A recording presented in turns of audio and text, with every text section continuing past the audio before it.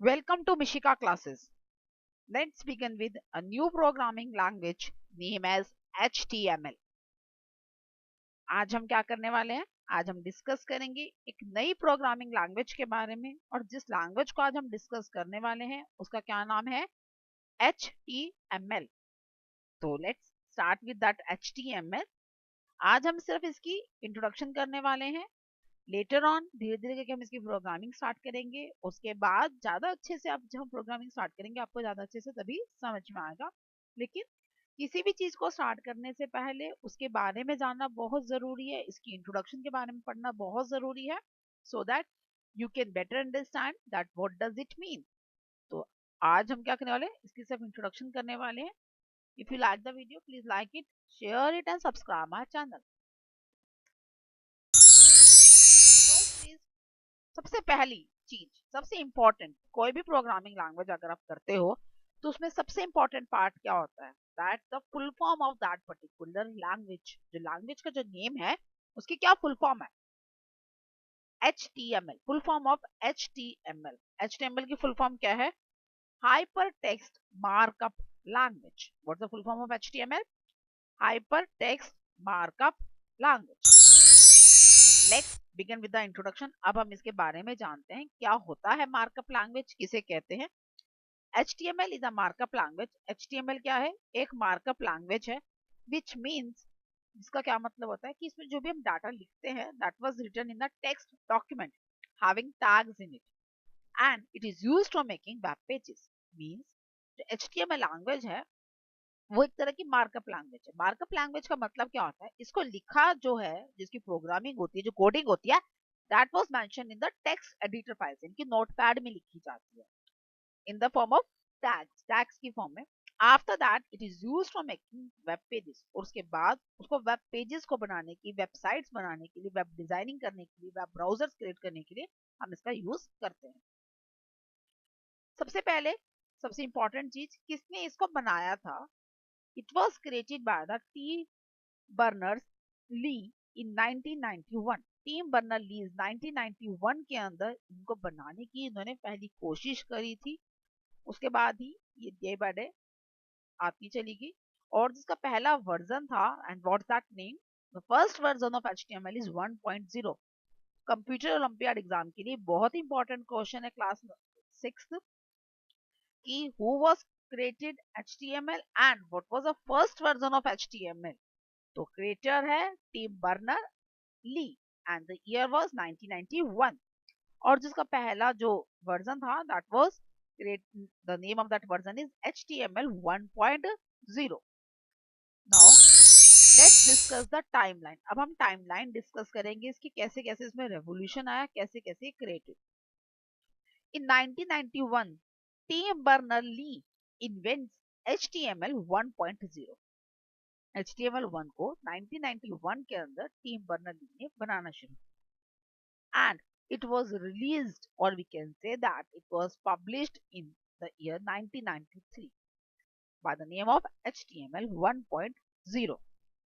Okay, 1.0 जो थी, मतलब बनानी तो उन्होंने शुरू कर दी थी 1991 में.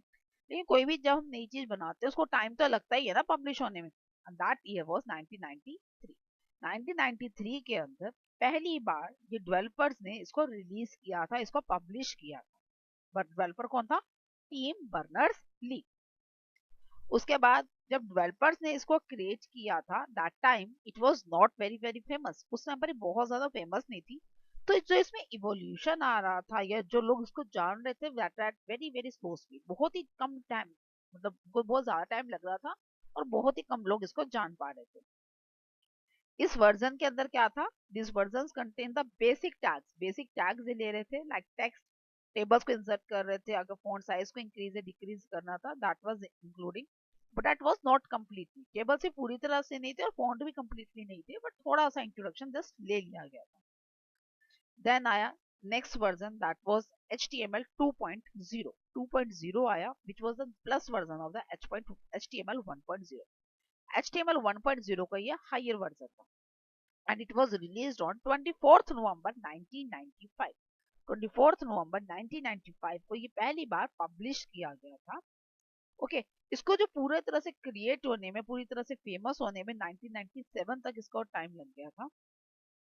This is a plus version, but इसमें चेंजेस होते चले गए, क्रिएट करते चले गए, एडिशंस होती चली गई, धीरे इसमें टेबल में इंट्रोडक्शन और ज्यादा हो गई, फॉन्ट्स की इंट्रोडक्शन और ज्यादा हो गई, बट टाइम लगा। 1997 तक ये कंप्लीटली पब्लिश्ड हो गई। उसके बाद जो एडिटर थे, जो हमारे नेक्स्ट जो हमारे इसके डेवलपर थे, उन्होंने इस पर और काम किया। HTML3 जो थी 3.2 that was publish in 1997। HTML 3.2 को इन्होंने कंप्लीटली पब्लिश करना स्टार्ट कर दिया।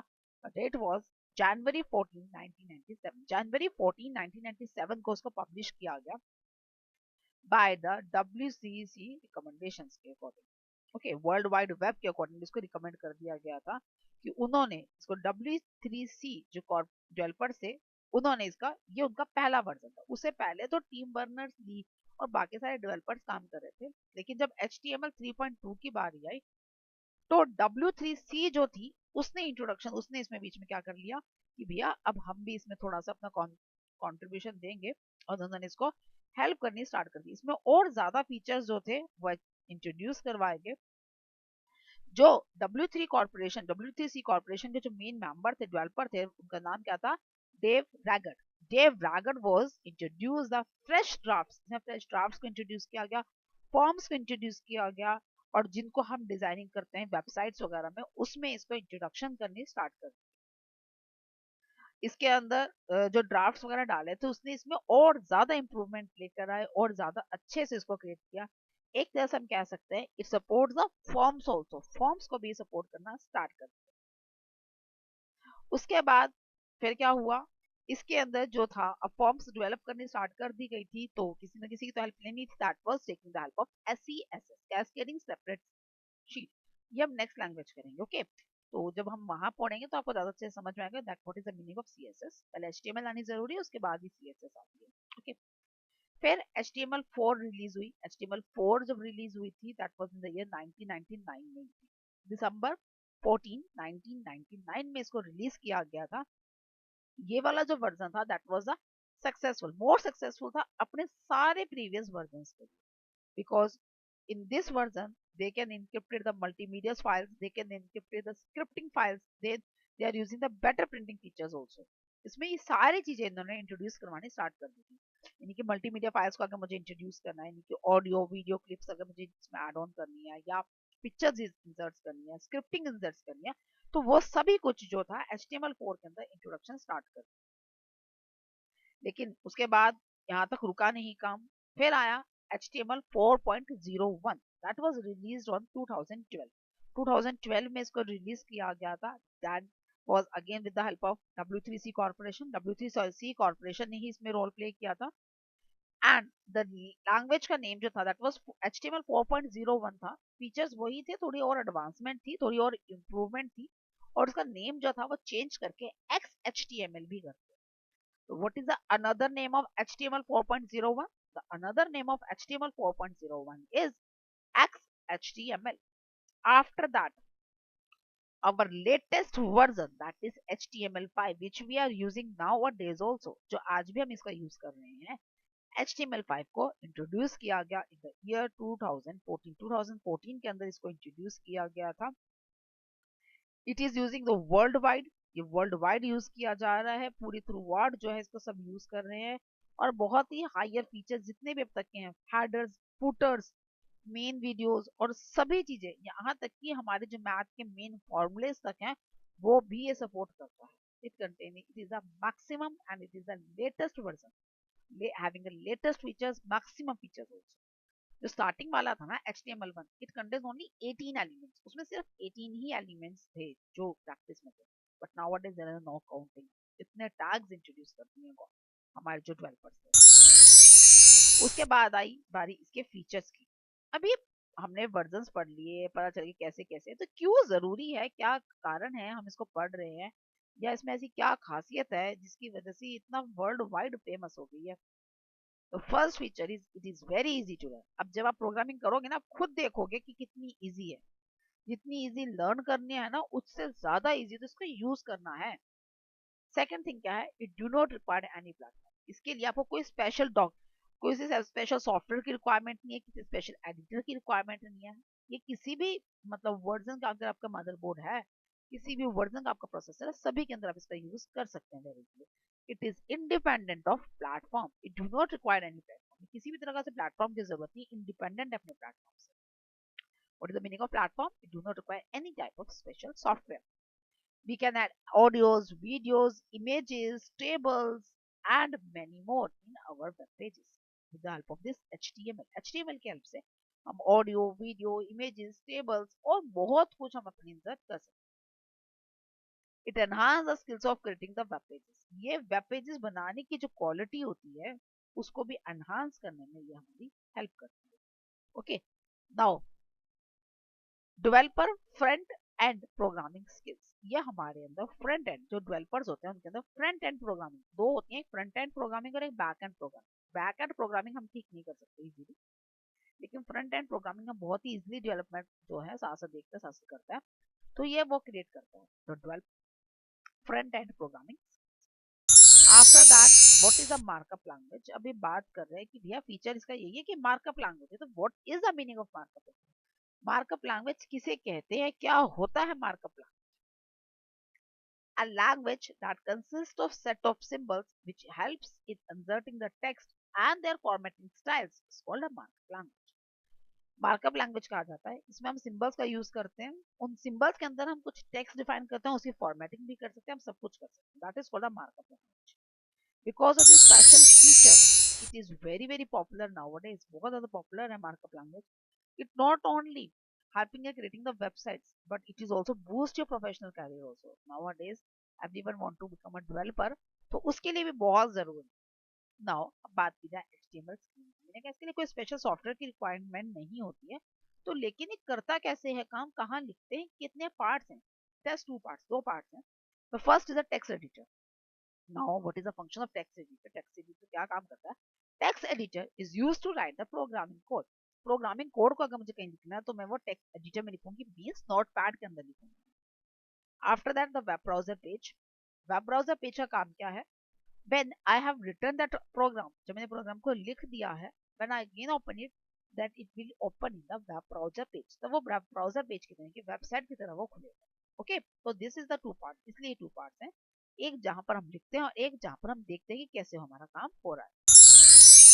नाउ अब बात आती है, ये काम मतलब मैं कह रही हूँ मैं डॉक्यूमेंट में लिखती हूँ, मतलब टेक्स्ट डॉक्यूमेंट में लिख रही हूँ, लेकिन मैं इसे ओपन तो ब्राउजिंग पेज में कर रही हूँ।